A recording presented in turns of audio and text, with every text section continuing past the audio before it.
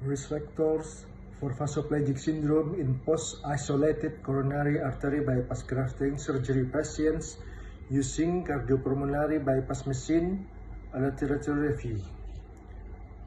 Background: vasoplegic syndrome is a state of low tissue perfusion despite normal or high cardiac output, characterized by hypotension, tachycardia, and low systemic vascular resistance or SVR.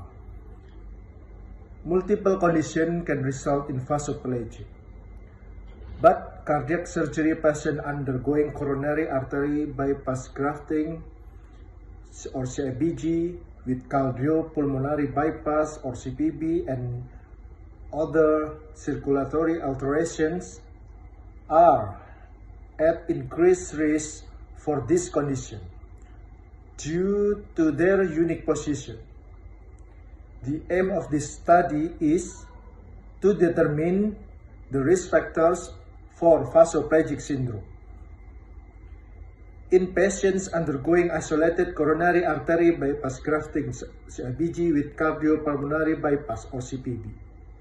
Method: Vasoplegic syndrome and isolated CABG related books, journals, and articles were used as data sources to address research questions as part of this study's library research methodology, which is based on online and offline data source. The use of the literature focused on fundamentals. The use of vasoplegic syndrome following cardiopulmonary bypass was examined using articles from a variety of sources. The search phrase is vasoplegic syndrome and coronary artery bypass grafting and vasoplegic syndrome and cardiopulmonary bypass. The research is a literature review, so article queries are chosen solely on the basis of articles' compatibility with the research objective. Result: we obtained a total of 5 articles that met our review criteria. Many articles excluded by the year of publication criteria are out of date according to our review method consideration. This is due to the lack of publication of research articles related to the topic of our review.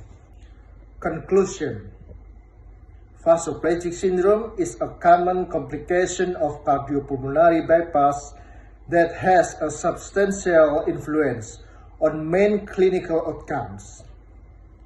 It is of particular concern in patients with left ventricular dysfunction or chronic renal failure, and it occurs more frequently in patients with higher BMI following preoperative administration of an ACE inhibitor and intravenous heparin, a lengthy CPB procedure, and blood transfusion.